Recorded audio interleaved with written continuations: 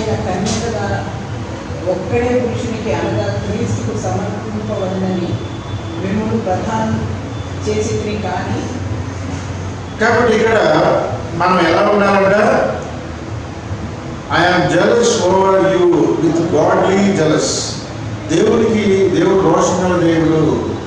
ఏ విధంగా రోషం గల దేవుడు? నేను తప్ప వేరొక దేవుడు మీకు ఉండకూడదు అని ఆయన గాడ్ ఆఫ్ జెలస్. నేను రోషం గల దేవుడు అని దేవుడు చెప్తున్నాడు. ఆయన తప్పించి వేరే విధంగా ఎవరిని కలిగి ఉండకూడదు.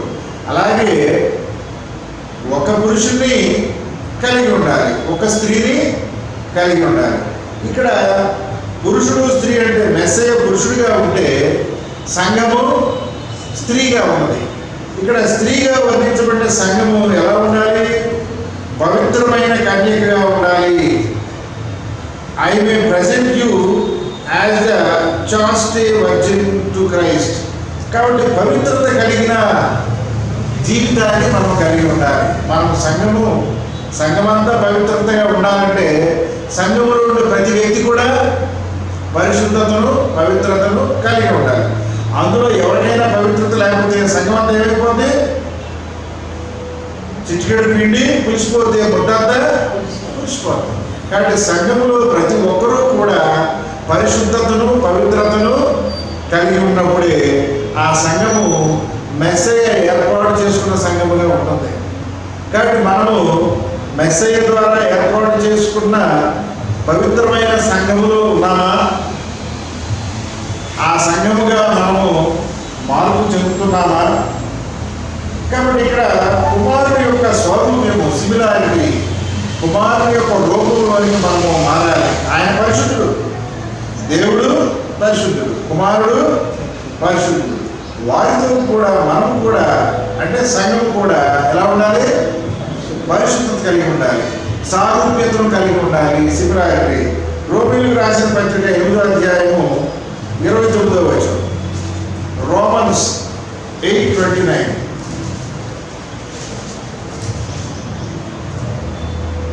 ఎందుకనగా తన కుమారుడు అనేక సహోదరులు తీసుకున్నట్లు దేవుడే వారిని ముందు వెళ్ళిన వారు తన కుమారుతో స్వాగతము గలవారు వారిని ముందుగా నిర్ణయించారు. కాబట్టి మనమందరూ కూడా కుమారుని స్వరూపంలో ఉండాలి. అక్కడ దేవుడు ఆదికాండంలో మానవుల్ని ఎవరి స్వరూపంలో చేశాడు? ఆదికాండం 1వ అధ్యాయంలో ఎవరి స్వరూపంలో చేశాడు? దేవుడు ఆయన స్వరూపంలో చేశాడు. మన స్వరూపం చొప్పున మానవుల్ని అని చెప్పాడు ఆయన. కాబట్టి దేవుడి స్వరూపంలో మానవుడు ఉండాలని దేవుని యొక్క కోరిక. కానీ మానవుడు ఏం చేశాడు? అపవాది స్వరూపంలోనికి మారిపోయాడు, దేవుని విరుద్ధంగా మారిపోయాడు. కాబట్టి ఇక్కడ పౌలు గారు మనకి ఏం చెప్తున్నాడు?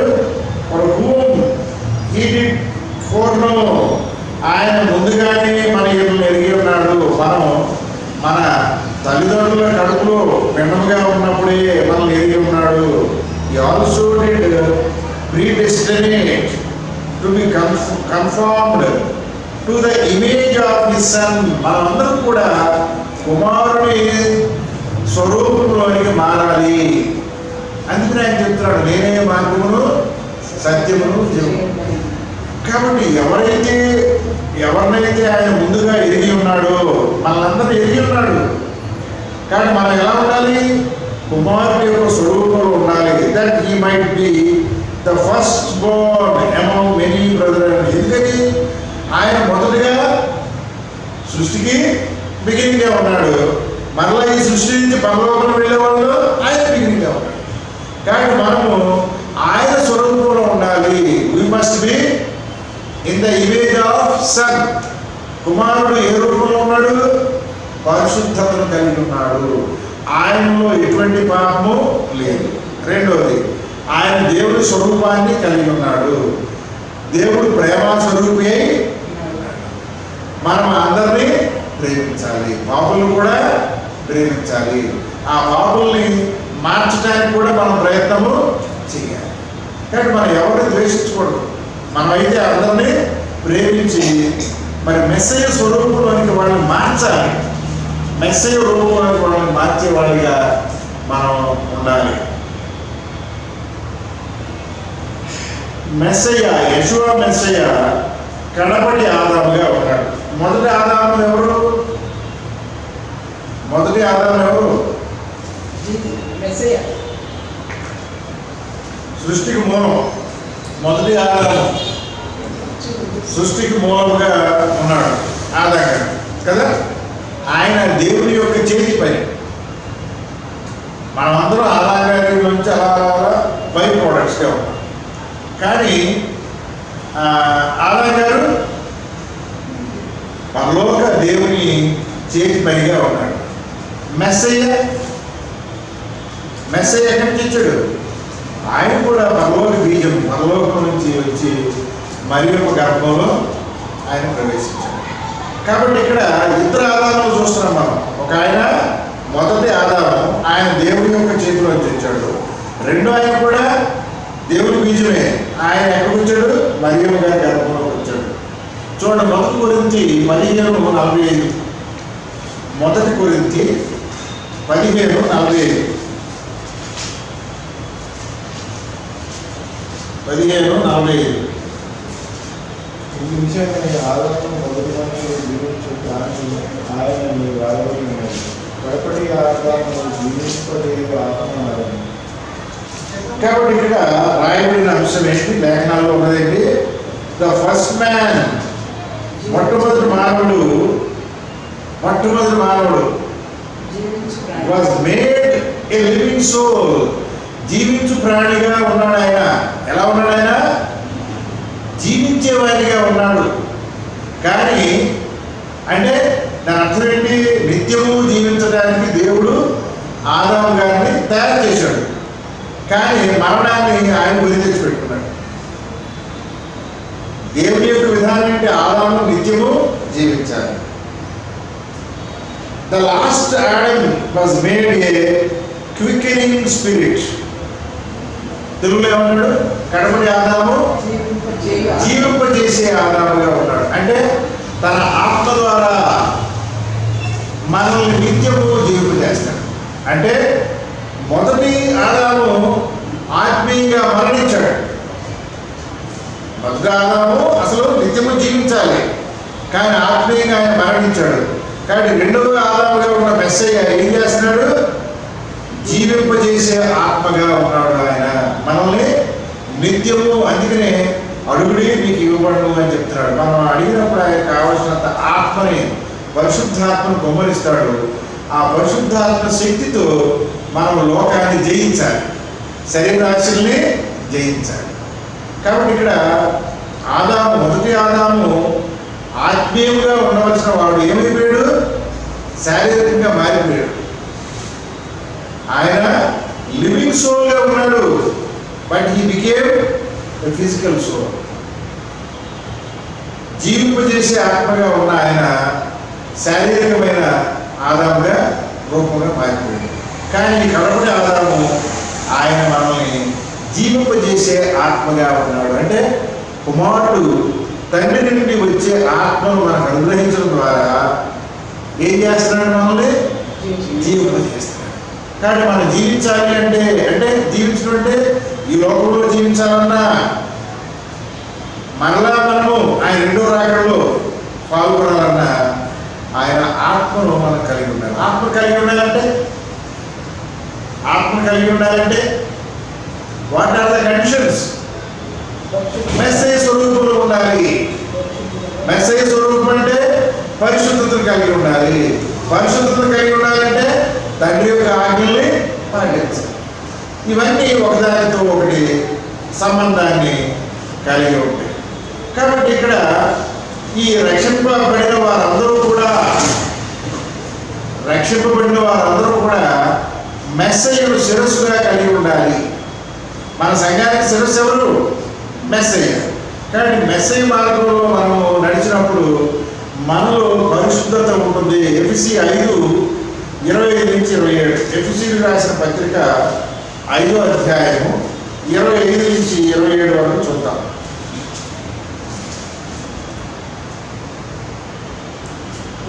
పురుషులారా మీరును మీ భార్యను ప్రేమించుట అటువంటి క్రీస్తు కూడా నన్ను ప్రేమించి అదే కలంకమైనను మృతమైనను అతిథి మరి ఏదైనాను లేక పరిశుద్ధమైనది గాను నిర్దోషమైనది గాను మహిమండల సంఘం గాను ఆయన తన ఎదుట దాన్ని నిలబెట్టుకునవలని వాక్యంతో ఉదక స్నానం చేత దాన్ని పవిత్రపరిచి అశుద్ధపరచుటకై దాని కొరకు తన్ను తాను అప్పగించుకోలేను. కాబట్టి ఇక్కడ ఈ స్త్రీ పురుష సంబంధం ఎలా ఉంది? Husbands love your wives. భర్తలు ఏం చేయాలండి? ఏ విధంగా తమ సొంత శరీరాన్ని ఏ విధంగా ప్రేమిస్తారో ఆ విధంగా ప్రేమించాలి.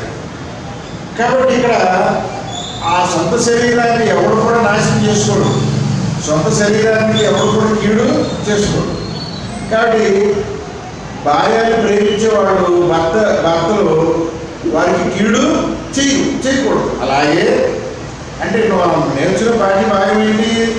Family drama. అంటే భార్యాభర్తల సంబంధం ఎలా ఉండాలి? సంఘము భార్యగాను మెస్సయ్య భర్తగాను ఉండి దేవుని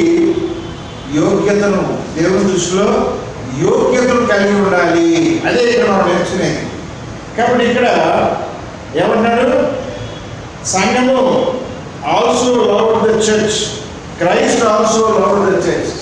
మెస్సయ్య సంఘాన్ని ప్రేమించి దానికోసం ఏం చేశాడు? తన ప్రాణాన్ని ఇచ్చాడు ఆయన సంఘం కొరకు. కాబట్టి he might sanctify and cleanse it with the washing of water. సంఘాన్ని నీటితో కడుగుతున్నాడు. ఎటువంటి నీరు అది? By the word. ఆ నీరు ఎటువంటిది? వాక్యం అనే నీటితో ఆయన కడుగుతున్నాడు. కాబట్టి మనము అనుదినము మన యొక్క ఆత్మలు ఏం చేయాలంటే వాక్యంతో కడుక్కోవాలి, పరిశుభ్రం చేసుకోవాలి. సోపు ఎటువంటిదో వాక్యము అటువంటిది. సోపు మురికిని ఏ విధంగా తొలగిస్తుందో వాక్యం ఏం చేస్తుంది మనలోని? అంటే అర్థం ఏంటి? వాక్యము ఏది చేయొచ్చో ఏది చేయకూడదో మనకి నేర్పిస్తుంది. కానీ చాలామంది ఏం చేస్తున్నారు? వాక్యము వద్దని చెప్పిన దాన్ని కూడా వాళ్ళు చేయడం విచారకరం. కాబట్టి ఇక్కడ మనము వాక్యం చేత నిరంతరము శుద్ధీకరించబడాలి. తర్వాత ఏమన్నాడు? He might present it to himself A glorious church. Messiah ముందు మనము మహిమ గల శరీరముగా ఉండాలి. ఈ కన్యక అనబడే సంఘము ఎలా ఉండాలి? ఆ యొక్క తెల్లటి వస్త్రము ఉతికితే ఏ విధంగా దగడగా మెరుస్తుందో సంఘం ఎలా ఉండాలి? It should be glorious. అంటే దేవునికి మహిమకరంగా ఉండాలి. Not having spot, wrinkle or any such thing, but that it should be holy and without blemish. కాబట్టి పరిశుద్ధత కళంకము లేకుండా నిష్కళంకంగా ఉండాలి. అంటే వాక్యాన్ని పరిపూర్ణంగా ఆచరించే వారిగా ఉండాలి. నాకు ఇష్టమైన వాటిని ఆచరిస్తాను, కొన్నింటిని ఆచరిస్తాను, కొన్నింటిని వదిలేస్తాను అంటే అది పరిశుద్ధత కాదు అనే విషయాన్ని మనం గమనించాలి. చాలామంది క్రైస్తవ సోదరులు ఏం చేస్తారు? వాళ్ళకి నచ్చిన వాటిని వాక్యము ఆచరిస్తారు, వాళ్ళకి నచ్చకపోతే వాక్యాన్ని ఆచరించారు. కాబట్టి మెస్సయ్య మనకి శిరస్సుగా ఉన్నాయి. ఏం చెప్తున్నాడు? నేను తండ్రి మాటను నెరవేర్చడానికి వచ్చాను. కాబట్టి తండ్రి ఇచ్చిన ఆజ్ఞలు దేన్ని కొట్టివేయడానికి నేను రాలేదు, ఆ ఆజ్ఞలు నెరవేర్చడానికి వచ్చాను. మీరు కూడా నెరవేర్చడానికి మనకి చాలా స్పష్టంగా ఆయన తెలియజేసిన విషయాన్ని మనం ఎప్పుడు కూడా గుర్తుపెట్టుకోవాలి. కాబట్టి ఇక్కడ భార్యాభర్తల విషయంలో ఏ విధంగా ప్రేమ ఉంటుంది? భర్త ఆధిక్యతను కలిగి భార్యను ఏ విధంగా ప్రేమించాలి అనే కాన్సెప్ట్లో మెస్సయ్య భర్తగా ఉండి సంఘాన్ని ప్రేమిస్తూ ఆ ప్రేమకు సాక్ష్యంగా తన ప్రాణాన్ని అర్పించాడు, తన రక్తాన్ని చిందించాడు. అదేవిధంగా భర్తలు ఎలా ఉండాలి? భార్య కొరకు ప్రాణం పెట్టేవారిగా ఉండాలి, ప్రాణం తీసేవారిగా ఉండకూడదు. కాబట్టి ఇక్కడ విధేయత సంఘము విధేయత కలిగి ఉండాలి. ఆ విధేయత ఏం చేస్తుంది? విధేయత ఏం చేస్తుంది? మెస్సయ్య మనకి ప్రాణం బలి ఇచ్చేంతగా చేస్తుంది. మనం విధేయత కలిగి ఉన్నప్పుడు ఆయన ఏం చేస్తాడు? మన కొరకు గొర్రెలు కాపరి, గొర్రెల కోసం తన ప్రాణాన్ని ఇస్తాడు. మన కొరకు ఆయన శిక్ష అనుభవిస్తాడు. కాబట్టి మనము ఆయన విధేయులుగా జీవిస్తే మనకి రావాల్సిన నష్టము ఆయన అనుభవిస్తాడు, మనకి రావాల్సిన బాధని ఆయన భరిస్తాడు అనే విషయాన్ని మనం గ్రహించాలి. కాబట్టి మనము మెస్సయ్యకు విధేయులుగా జీవించాలి. తర్వాత 6వ అధ్యాయం ఎఫెసీ 6:1 ఏముందో చూడండి.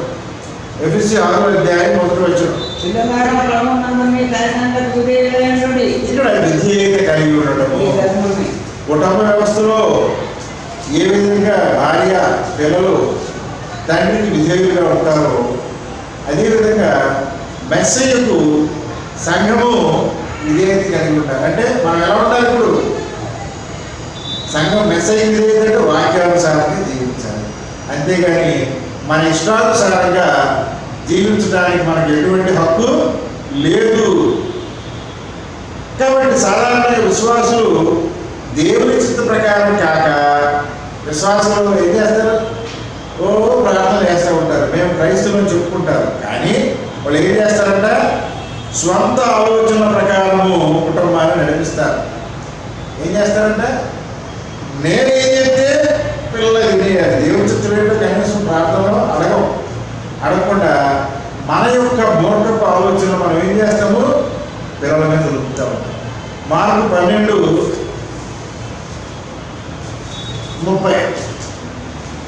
మార్కు సువార్త 12:30. నీవు నీ పూర్ణ హృదయంతో, పూర్ణాత్మతో, నీ పూర్ణ వివేకంతో, పూర్ణ బలంతో, నీ ఏదైనా ప్రేమతో నమ్మినది ప్రధానమైన. కాబట్టి ఇక్కడ పూర్ణ హృదయంతో, పూర్ణ ఆత్మతో, ఇక్కడ విధేయత అనేది శరీరము కాదు కావాల్సింది, శారీరక విధేయత కాదు. మొదటిగా మనము విధేయత ఎక్కడ ఉండాలి? ఆత్మలో ఉండాలి, మన హృదయంలో విధేయత ఉండాలి. దేవుని ఆజ్ఞ మనకి విధేయత మొదట ఎక్కడ ఉండాలండి?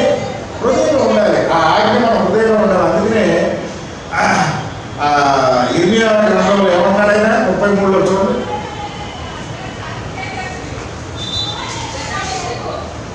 ఇర్మియా 33లో ఏమన్నా?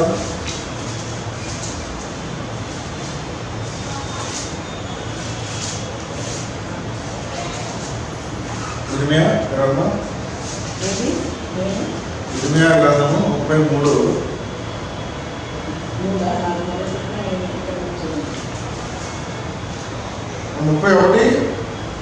31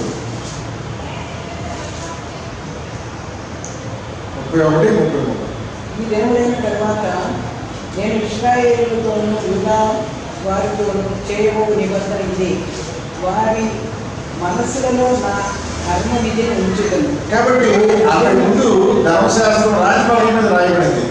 కానీ ఇక్కడ ఏమంటున్నాయి? రాబోయే దినాల్లో అంటే ఇక్కడ ధర్మశాస్త్రం ఎక్కడ ఉండాలి? హృదయంలో ఉండాలి. కేవలం మనము చిలక పలుకులాగా సంపాదన పలికి ఇస్తే ఉపయోగం లేదు. ఆ ధర్మశాస్త్రము మన హృదయాలలో ఉండాలి. అదే విషయాన్ని హెబ్రీ 8వ అధ్యాయము 10వ వచనంలో కూడా చూస్తాం. హెబ్రీ 8:10 కూడా చూస్తాం. హెబ్రీ 8:10 క్రొత్త నిబంధన. ఆ దినం తర్వాత ఇశ్రాయేలు ఇంటి వారితో నేను చేయబో నిబంధన ఏదనగా, నా ధర్మవిధులను వారి మనసులో ఉంచి వారి హృదయముల మీద వాటిని వ్రాయను. నేను వారి దేవుడైందును, వారు నా ప్రజలైందును. కాబట్టి ఇక్కడ యూదా జనాంగం ఉన్నారు, ఇశ్రాయేల్ జనాంగం ఉంది. 2 రాజ్యాలు ఉన్నాయి. 2 ఉన్నాయా లేవా? 2 రాజ్యాలు ఉన్నాయి. 2 రాజ్యాలు ఏంటి? విడిపోయినాయి. అక్కడ యూదా గోత్రము, తర్వాత అక్కడ ఆ యూదా గోత్రంతో బెన్యామీన్ గోత్రమా? ఒక గోత్రం మాత్రమే, 1.5 గోత్రం ఉంటారు అక్కడ. మిగతా 10.5 గోత్రాలు విడిపోయే వాళ్ళు ఇశ్రాయేలీగా ఉన్నారు.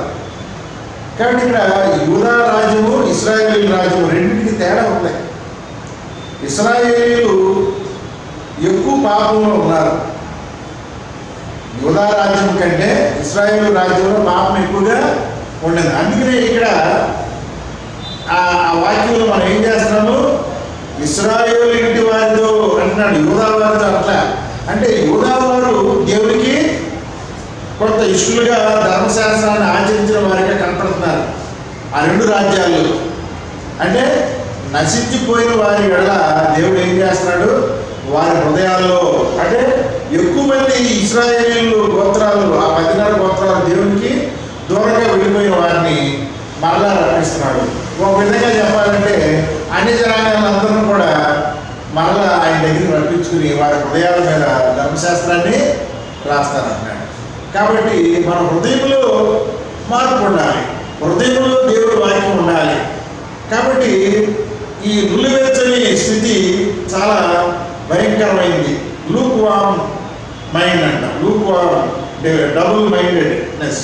చూడండి ప్రకటన 3:16, ప్రకటన 3:16లో ఆ విషయాలు చూస్తాం. విమర్శకులు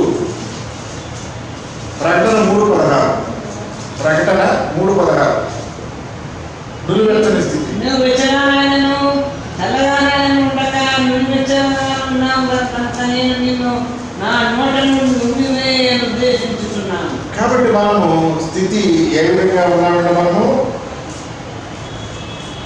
the word lukewarm and neither cold nor hot. నీవు పూర్తిగా మా వాక్యాన్ని అనుసరించట్లేదు, పూర్తిగా రాజధాని స్థితిలో లేవు.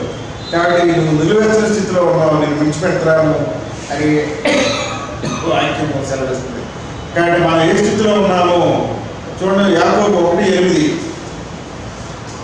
యాకోబు 1:8, యాకోబు 1:8. అతి మనుషులు దుర్మనస్కులై తన సమస్త మార్గములందు అస్థిరుడు కనుక ప్రభువు వల్ల తనకేమైనా దొరుకునని కొనరాదు. కాబట్టి ఇక్కడ డబుల్ మైండెడ్నెస్, ద్విమనస్కులు అనే విషయాన్ని మనం గతంలో కూడా నేర్చుకున్నాం. లోకము కావాలి, దేవుడు కావాలి, ఆత్మీయస్థితి కావాలి. కాబట్టి మనం దేవుడు కావాలనుకుంటే లోకాన్ని విడిచిపెట్టాలి. ఈ లోకాన్ని కోరుకునే వాళ్ళు దేవుని రాజ్యంలో ప్రవేశించరు. కాబట్టి ఇక్కడ లోకానుసారమైన ఆచారాలకి మరి లోక సంబంధమైన జీవితానికి మనం దూరంగా ఉండాలి. ఎఫెసీ 5:5, ఎఫెసీ 5:5, ఎఫెసీ 5:5.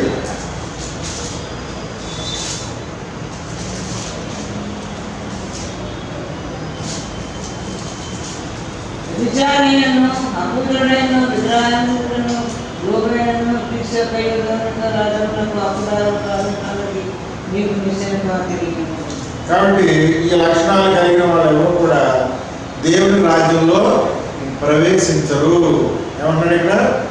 5:5. వ్యభిచారులై వ్యభిచారులను అపవిత్రుడైనను విగ్రహాధికుడై ఉన్న లోబి అయినను క్రీస్తు యొక్క దేవుని యొక్క రాజ్యములకు హక్కుదారుడు కాడని సంగతి. కాబట్టి ఇక్కడ మనం గమనించాలి. రాత్రి ఈ వాక్యాన్ని రాత్రి కూడా మనం చదువుకున్నాం. కాబట్టి ఇక్కడ లోకానుసారంగా జీవించకూడదు. మొదటి యోహాను 2:15 చూద్దాం. మొదటి యోహాను 2:15.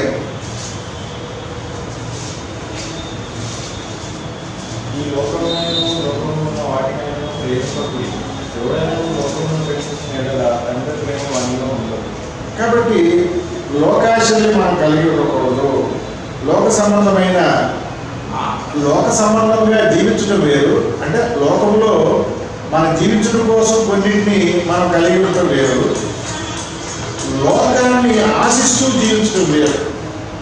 ఇప్పుడు మనకి దేవుడు కొంత ఇచ్చాడు, దాంతో తృప్తిగా జీవించడం వేరు. ఆ తృప్తి లేకుండా ఆశ కలిగి జీవించడం వేరు. కాబట్టి ఇక్కడ అత్యాశతో మనము ఉండకూడదు. కాబట్టి ఇక్కడ లోకాన్ని మనము ద్వేషించడం అంటే ఇక్కడ లోకాన్ని ద్వేషించడం కాదు. ఇక్కడ ఏంటి? లోక ఆశల్ని మనం ద్వేషించాలి. లోకంలో ఉండే అంటే ఈ లోకమంతా కూడా అపవాది క్రియల చేత నిండిపోయింది. అందుచేత మనము ఆ లోకాన్ని ప్రేమించకూడదు. కాబట్టి లోకాన్ని మనం ప్రేమిస్తే మనము తండ్రి ప్రేమను కలిగిన వారిగా ఉంటాము. కాబట్టి ఇక్కడ లోక సంబంధమైన జీవితాన్ని మనం విడిచిపెట్టాలి, అపవాది యొక్క ఆలోచనలు మనం విడిచిపెట్టాలి. కానీ పరిశుద్ధాత్మ మనకి ఒక హెచ్చరిక చేస్తుంది. ఏమని? ఈ లోక స్నేహము దేవునికి విరోధము. యాకోబు 4:4. యాకోబు రాసిన పత్రిక 4వ అధ్యాయము 4వ వచనం.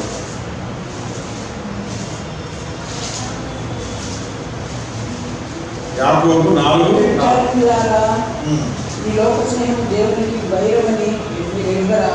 కాబట్టి ఈ లోకాలతో స్నేహం చేయడం కానీ, ఈ లోకం సంబంధించిన విషయాలను ఆశించడం కానీ దేవునికి విరుద్ధమైన విషయమని మనము గమనించాలి. కాబట్టి మనము మార్పు పొందాలి.